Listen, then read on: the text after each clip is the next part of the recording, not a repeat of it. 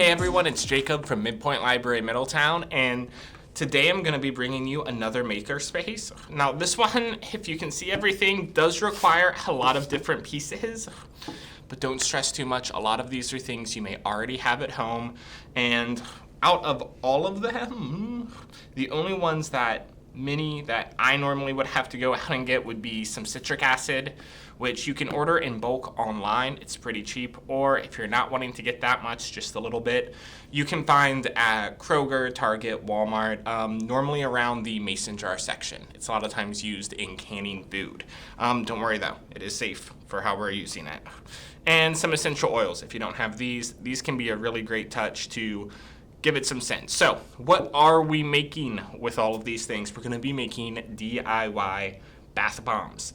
I like DIY bath bombs because one, they're a great treat that you can have for yourself, but especially with different gift-giving holidays coming up, they make really good gifts that you can share with friends or family, just to show them that you appreciate them, or to say, hey, you do so much, take a load off, have a nice bath, I made you this bath bomb.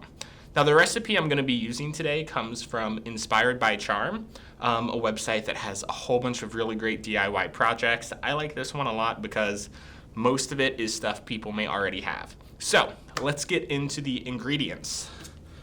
And move this out of the way and I will write some of these down. You're going to be using 1 cup of baking soda,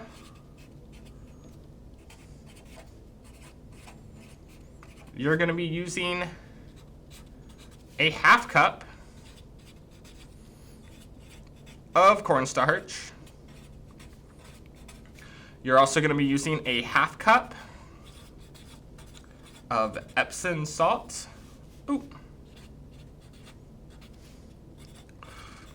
Now, if you don't have Epsom salt, this can be found a lot of different places. The cheapest places that I've been able to find it have generally been a lot of like different bulk hardware stores and such. You can get a really big bag filled with Epsom salt. It's super relaxing and it's gonna be way cheaper than getting like a really small jar that's, in my opinion, sometimes overpriced. If you don't have Epsom salt or don't want to use that, you can also use coarse sea salt. That, to my understanding, does work well. I've never used it personally, but a lot of recipes I found said, hey, sea salt can also work. So go ahead, try that. Let us know how it works out for you. Then you're going to need the weird ingredient, a 1/2 cup of citric acid. And then finally, you're going to need 2.5 tablespoons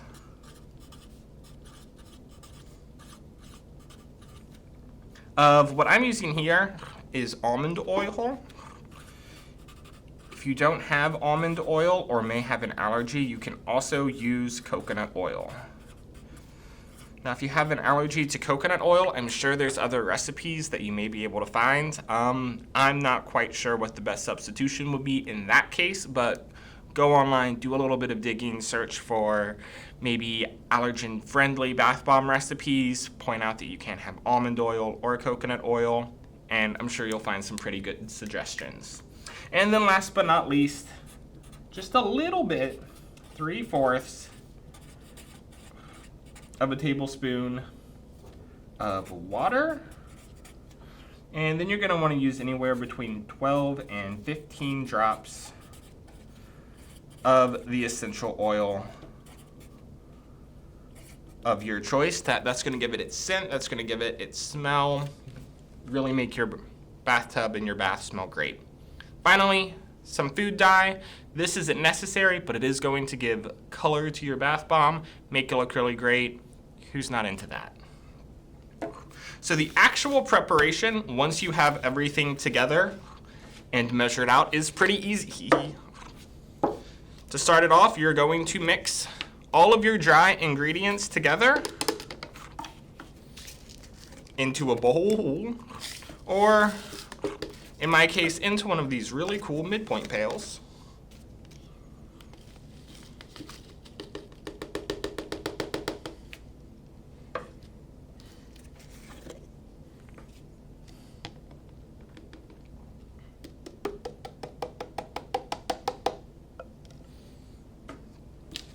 Go ahead and give these a nice mix. I got a lot of stuff in here.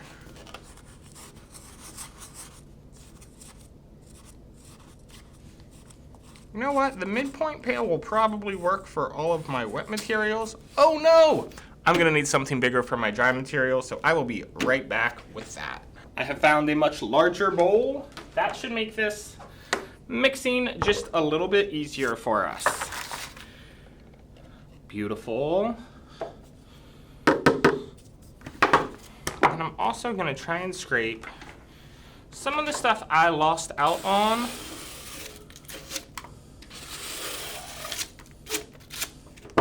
Back into my bowl so we can get trying again. So you're gonna mix up all of those dry ingredients that you have, the baking soda, cornstarch, Epsom salt, and citric acid. Try and get that uniform. Again, a whisk would also work really well in this situation. I always forget my whisk at home. But I have a whole bunch of these paint sticks and popsicle sticks here at the library for different crafts that we do, normally in person. And so we're gonna make do with what we have.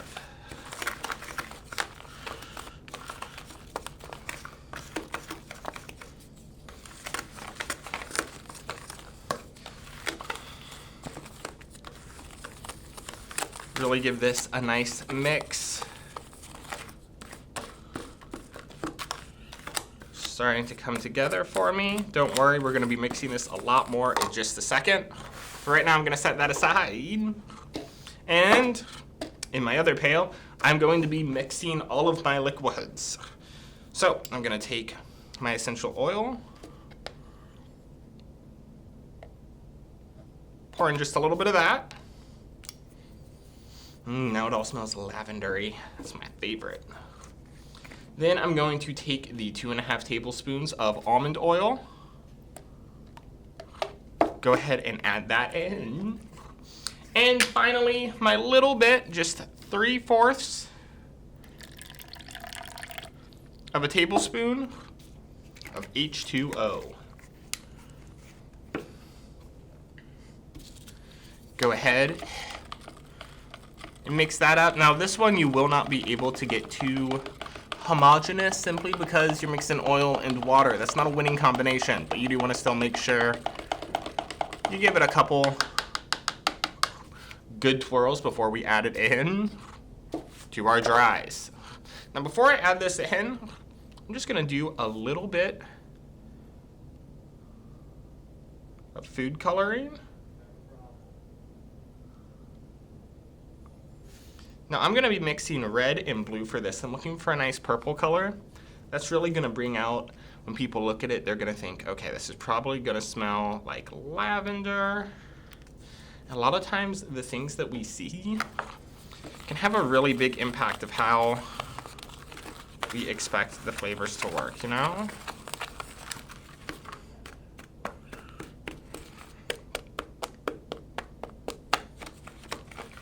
The first time I've used a recipe that calls for me to mix it in here. We got a couple chunks up. So let's go back over. I'm gonna add these into our liquids. Gonna mix it up a little bit better.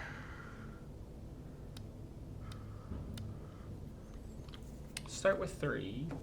See what color purple we get with this.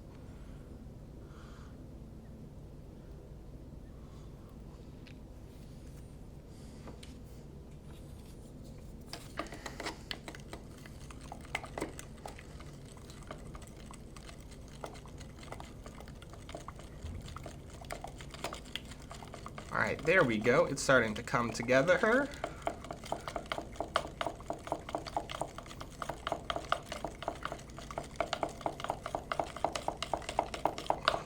Now, this recipe I'm using is just a recipe for a simple, basic bath bomb. There are a whole bunch of different add-ons that you can get for it. The reason I'm not using those today is because I figured a lot of people probably don't have them around the house. But if you want to take your bath bomb making game to the next level, I recommend dried flowers can be a really good add-in to your bath bomb. They will kind of burst open as the bath bomb. explodes in the bath. Another cool thing that I've seen a lot of people do online is they will get small little toys or something, just little waterproof treats. They'll put those in, and then once your bath bomb dissolves, you have a cool prize. See this a lot with like little tiny plastic toys you might find at a United Art and Education. They come out looking really awesome. All right, here comes the hardest part of this recipe, and the one part that I even sometimes still mess up. So we're gonna do our best attempt at it. What I need to do here is add my liquids to my dries, but I need to do this very slowly because the citric acid that is mixed in with the dries, as soon as that touches liquid, it's going to start to foam and fizzle. Now, we want the citric acid to foam and fizzle once it's in the bath, but we don't want it to explode on us here as we're working. So as slowly as you can add water, mix it for a while, add a little bit more water, mix it for a while. You want it to be slow so that you get a nice uniform and not just explosion. So with that said, I'm a little nervous, but let's go and see if we can get it right today.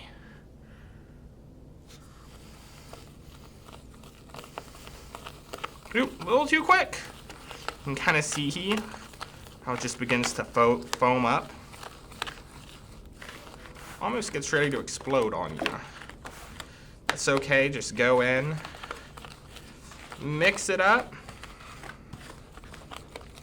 The end goal is that this is gonna be nice and uniform for you. Break up some of these chunks of Epsom salt that I've worked in here.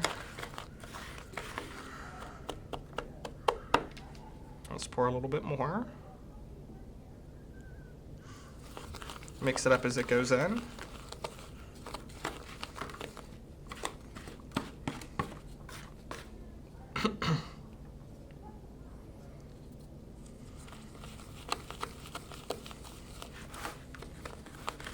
The sooner you can catch it when it starts to foam, the better your end result is going to be.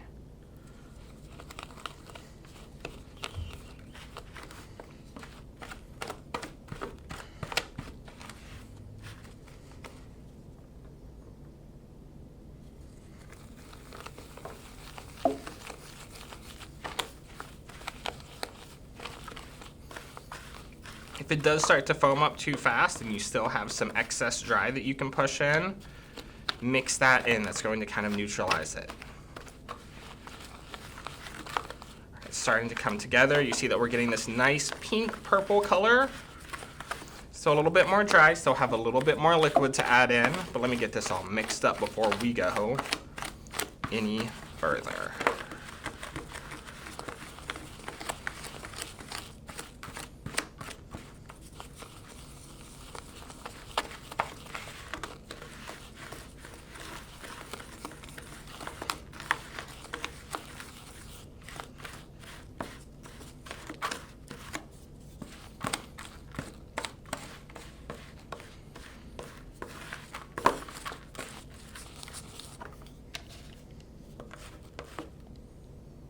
A little bit more, ooh, maybe too much of the liquid in that one. Stir it up real quick, try and get that to cut down. We don't want that to foam too much. Oh, I got something else in here. Something from this bowl that I found. Now they say one of the most important things in baking, cooking, and science is patience, and I have never been a very patient person. This is one time that being a little bit more patient will really pay off. Otherwise, you're gonna do all this work. You won't wind up with a great bath bomb when it's all said and done, and that's always a little bit disappointing.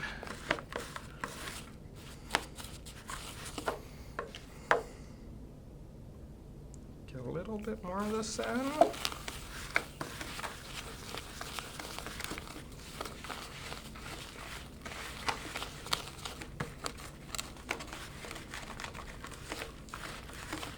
Now, one thing that I see a lot of people thinking is that not everyone can use a bath bomb. And I don't agree with that. I think self-care is one of the most important things that you can spend the time doing for yourself. And self-care can mean a different thing for many different people.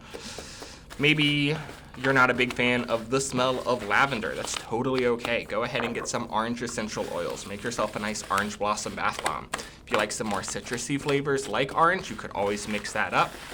Do a little bit of like a lemon flavor. Whatever floats your boat and makes you happy. There's no judgment here. Just people relaxing and having a fun time. All right, we're coming to the very end of our liquids, probably about 2 more pours to mix that in.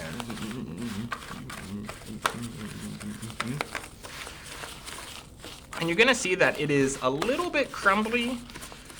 Yours will come out crumbly, maybe not as crumbly as mine. If you're using a whisk, whisking ferociously and quickly, you'll probably have a little bit less of this than I do. But you'll also see you can see that in the way I'm pulling it apart, it's a little bit sticky. That's great. That means that once we put it into our mold, it's going to stay like that, firm up, and then we'll have a good bath bomb.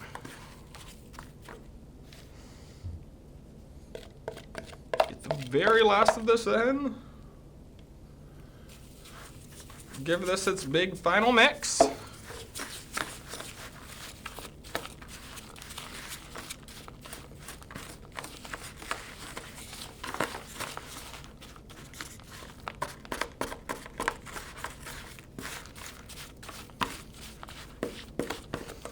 And all right, we are coming out of here with just about where we want to be. All right, if you listen ever so closely, it is foaming just a little bit still. That'll be okay for what we need to do. Now you're going to go ahead and get a mold. I like silicone molds like this one. You can get them in a variety of different shapes. This one's gonna make us some nice bars. I've also found ones that are cubes. You can find some that are star shapes. One of my favorite things is that a lot of times you'll see places like Kroger, Target, Walmart selling these as ice cube trays. If you can get the extra large ice cube trays, anytime that there's a season. So you can go ahead and for Halloween get some little bats or some skulls or pumpkins. For Christmas, you can sometimes find trees or candy canes. All of those come together to make some really cool different designs that are totally your own. Keep an eye out for these. Some people, instead of using the silicone molds, really prefer to use metal molds. I recommend the metal molds, especially if you're going for one of the perfect circular bath bombs. What those are, you can find them online, are 2 different perfect circle cups made out of metal. You fill one end, fill the other end, put them together, let them sit for about a minute, hold them together real tight, and then you get a perfect ball. So let's start to add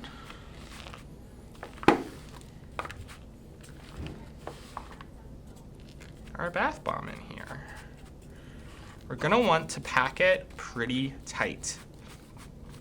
We're also gonna wanna pack it so it's a little bit overflowing. It's always better to have a little bit more than not enough.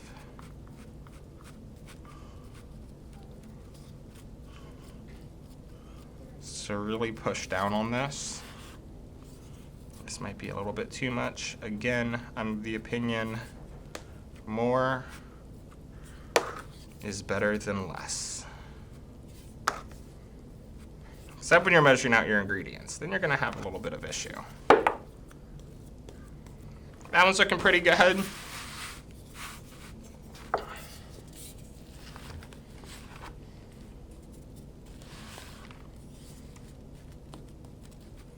Also get this packed in.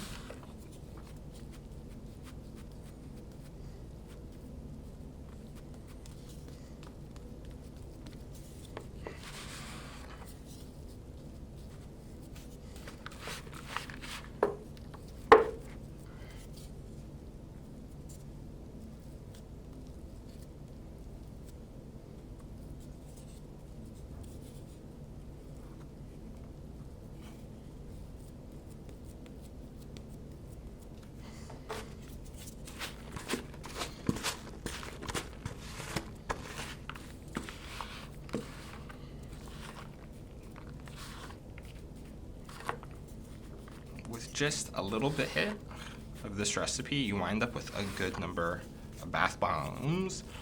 It does wind up coming out pretty cheap. Most of the ingredients Baking soda, cornstarch, not very expensive. Epsom salt, if you can buy a big bag and buy it in bulk, not very expensive. And you always have it lying around the house in case after a hard day at school or a hard day at work, you just want to toss it in some warm water and give your feet a soak. I know I do that a lot with how much I walk around sometimes.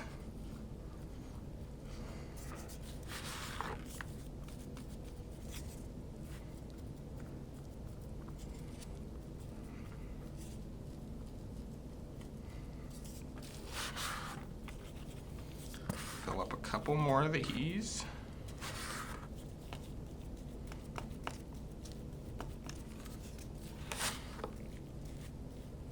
Now I will admit, I never get the prettiest looking ones. The more time you spend at this point, the more pretty they're gonna come out looking.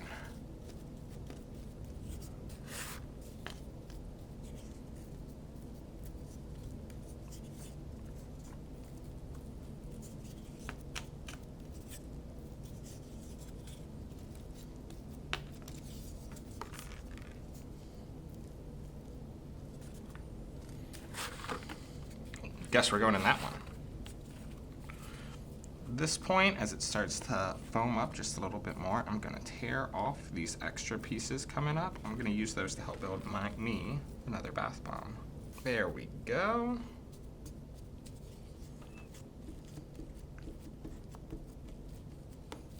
Now, honestly, this one will probably be the prettiest one when it's all said and done. And let's see if I have enough extra to pull off over into here.